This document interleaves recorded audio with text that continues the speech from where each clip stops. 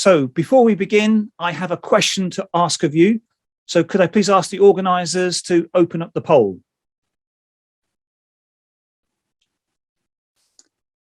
So should the Ukraine use facial recognition for the war? So that's for you to answer.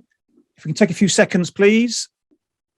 So we've got 71% yes, 14 no, 14 I don't know, 14. I don't know, 14. Okay, so we will do this poll at the end and just find out if anything has changed within the group.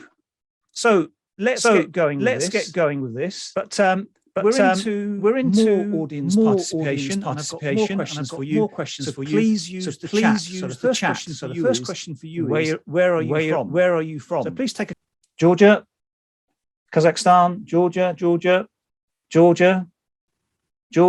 Kyrgyzstan, Poland. Excellent. So we've got Georgia, yeah. Fantastic. Excellent. Thank you for that. And I'm going to ask you another question, subtly different. Where do you belong? Wow, Georgia, the world, planet Earth. Fantastic. These are great answers. Georgia, I hope. Yeah. Anyone else? Europe,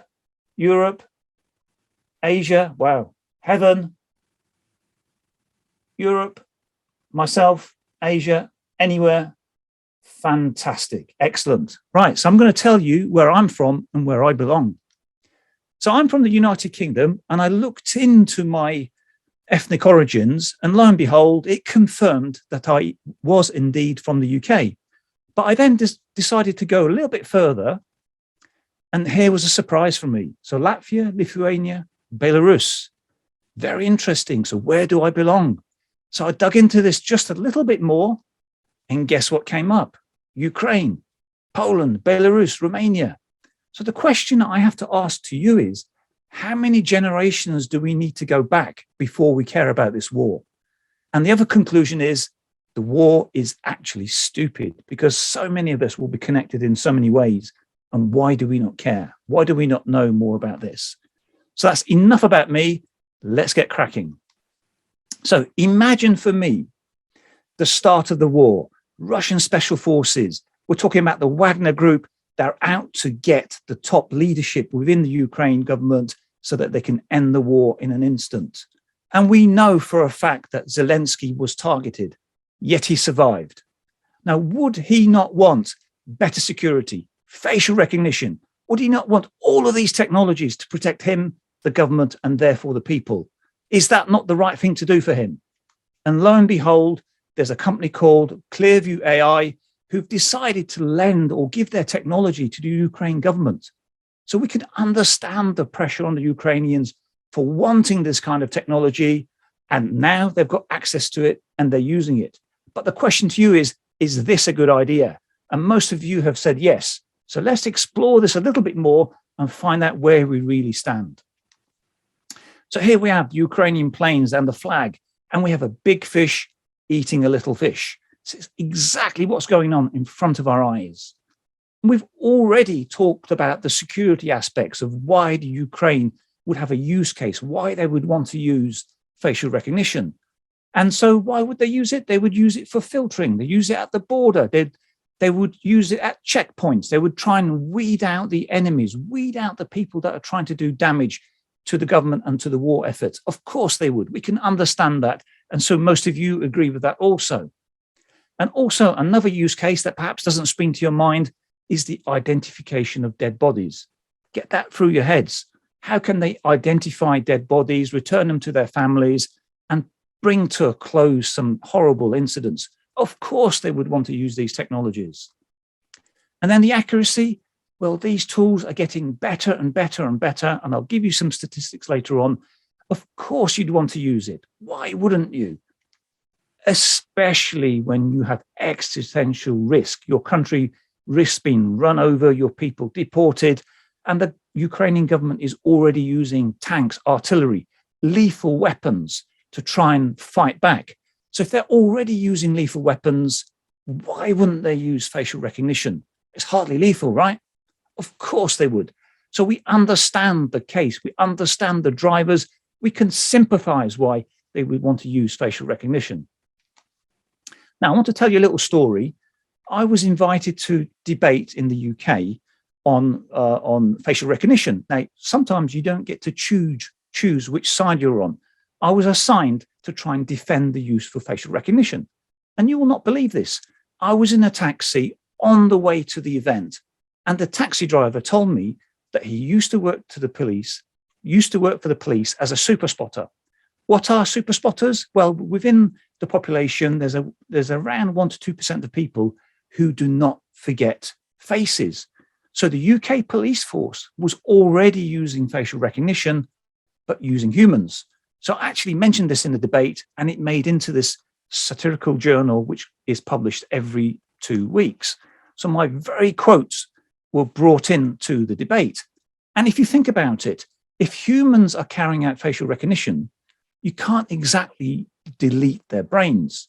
So you've got a whole manner of privacy issues. Surely if you're using the technology, you can have security policies, you can delete data, you can manage it, you can have better updates.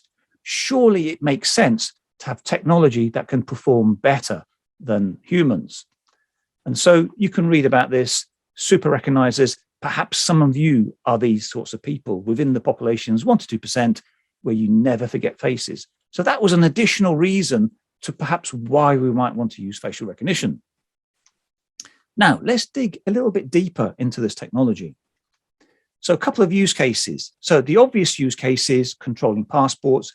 You've already got a picture, so you look at the picture, compare it with the person in front of you, and you say yes, no, yes, and then you pull the person out for interrogation or further discussion, or you let them through your borders.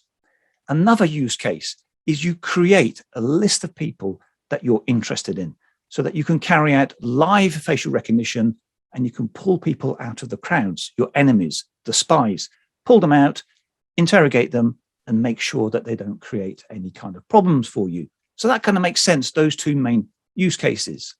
Now, let's look at the accuracy. The accuracy these days is absolutely outstanding, less than 1% error rates.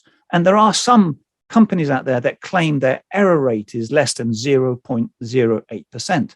Stunning, amazing. Of course, you'd want to use these technologies. But, and here's a but, we're talking about war now, the whole point of this conference. In the real world, outside, where people are wearing all kinds of clothes, camouflage, lighting conditions aren't so great, and aging can influence facial recognition. So what happens to these amazing accuracy rates that are seen in pristine environments? Well, they can drop down to something incredible. So you can achieve something like a 60% error rate out in environments that are not using pristine conditions. So you might be using CCTV, or you've got drone footage. We've all seen the pictures. They're not the best quality. So you arrive at a point in a warfare scenario where tossing a coin would give you better results. So perhaps now we're starting to see some of the weaknesses around facial recognition. So now, hopefully those of you in Georgia will recognize where this is, and perhaps you can put into the chat where this is. But this is a picture from Georgia where the Ukrainian cause has been taken up by the Georgians, and you've got some kind of solidarity. Well, now imagine what's happening in Ukraine. In Ukraine, the solidarity, the difference have been put aside, and you've got a superpower called unity. So the unity of the people is what gives them this ability to carry forward the struggle and to carry out this fight. Now, what could happen if that unity is broken down? What could happen if those error rates mean that you start pulling out people? Now, this case study, this story here isn't facial recognition, but I want to give you an example of how that unity, that superpower that allows you to fight, can be broken. These are British ex-soldiers who've come to the Ukraine to fight alongside the Ukrainians. Now, they were waiting to go up to their combat zones, but they ran into Ukrainian security services who suddenly became very suspicious and didn't believe that these people were here for the right reasons. So they actually took off the safety catches of their weapons, and things got a little bit nasty. So now these British soldiers who were prepared to go and fight and die within the Ukraine suddenly got incredibly disturbed. They were natural allies of the Ukrainian military services, and they decided this fight was not for them. So suspicion and doubt can actually cleave open and create problems of confidence and trust. And those soldiers, what did they do? They went back to the UK. So now we're getting into the nitty-gritty of why facial recognition is something that we really need to think about. So let's think about the ethical side a little bit. Yeah. So if we go back through our case studies, university white papers and all the rest of it, we can see that historically there have been some problems with facial recognition. So in this example here from, was it 2019? So black faces are not equally recognized. There are biases in the algorithm, biases in the data, so that certain populations are not treated with the same kind of respect. And it's not just black faces. We can also see these kinds of issues with Korean faces, other ethnicities. So facial recognition systems are not able to deal with everyone equally. In fact, to try and combat this, they try to introduce improvements to the algorithm so that if it detected a Korean face, they would change the granularity and maybe look at the features in a slightly different way so that they could differentiate between Korean faces. So already we're now starting to see that perhaps these technologies aren't as great as we imagine. And worse than this, I mean, this is terrible, this particular story here. So Google had a classification system where it would classify animals. They had to stop classifying gorillas because black people were being classified as gorillas. It's terrible. So these are kinds of the case studies that we need to be very wary of before we rush headlong into facial recognition systems. Now, I want to take you back to the office environment. Using facial recognition is not a standalone project. You have to have IT departments. You have to think about your security. Where are you storing the data? Who's working on it? Who has access to these systems? So you need to have proper IT type environments. And in a war scenario, is that practicable? We need to think about that, because we talked about these two possible use cases where we create these watch lists. These watch lists are what we're going to use to identify people, to pull them out and to interrogate them. Now think about who you're fighting. Who are you fighting? What is their reputation? Well, their reputation worldwide is for hacking. And what is their interest with hacking facial recognition systems? They will want to access your watch lists. They will want to remove their operatives so they're not stopped. And they will want to pollute your lists by adding your own people so that you begin by pulling out your own people, creating suspicion. And guess where do we end up? We end up doing the work of your enemy to divide you up, to destroy that confidence so that you're working against yourself and your superpower has been reduced to fight this war. And not just that, if we start thinking about deep fakes, there are many other ways that these facial recognition systems could be compromised. So perhaps some of you in the 71% camp who are for the facial recognition, perhaps you're now starting to think, actually, we need to think about these systems a little bit more. Now, here's a cautionary tale. Afghanistan. A few years ago, they were at war. Then a whole bunch of partners got involved with Afghanistan to build their state. And they ran into a problem. They ran into a problem of ghost soldiers. So there were all these people appearing on payrolls, getting paid that did not exist. So what did? They decided to implement IT systems.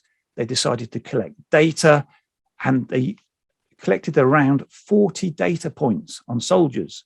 So their biometrics, their names, their families, their tribal elders, even to the point of collecting data on their food preferences, their favorite fruit. So all very good. They built their nation. They started rolling these systems out into the police, into the army, into business. Okay, all well and good so far.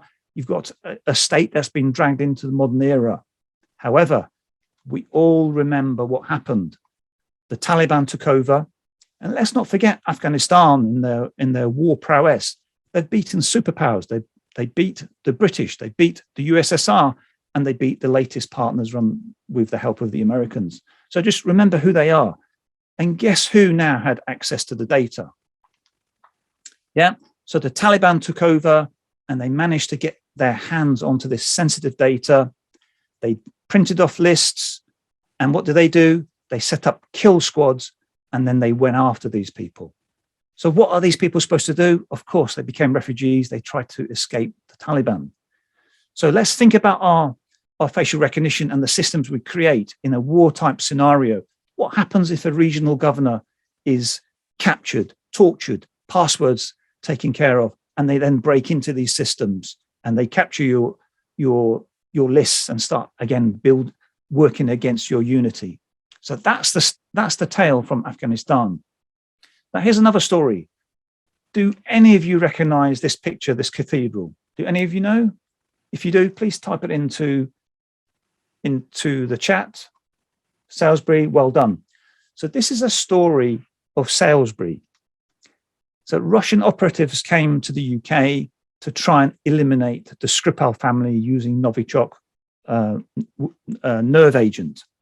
And the thing is, their entire journeys were captured on CCTV, and the police had records. They did not know who these people were, but due to open source and Bellingcat, and the fact that the Russian state doesn't have strong privacy procedures and processes where you can trade data, they were able to discover who these people were.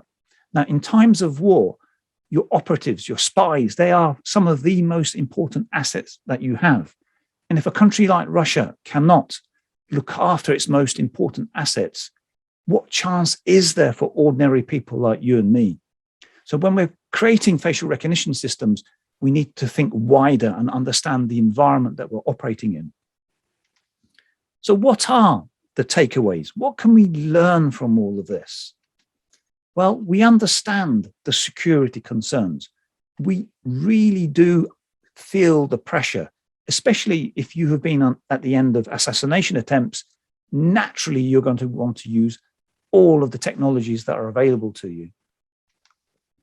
But we've spoken about accuracy. And what does accuracy really mean? What it really means is we have the potential to lock up, to round up the wrong people. And what does that mean? What's the consequence of that? The consequence of that is that superpower, that unity that the government has, the people have, they're all working together. Suddenly you create suspicion. You start dividing. You start doing the work of the enemy to divide up your population and to break the will, to break that unity. So that's just on the accuracy front. What if now we introduce compromises? What now if we introduce our spies, our hackers? It's the same result.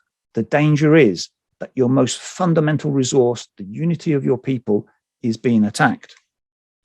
And let's not forget, we need IT systems, we need procedures, processes, data centers, we need security, we need to do our work in methodical, consistent, and good IT discipline.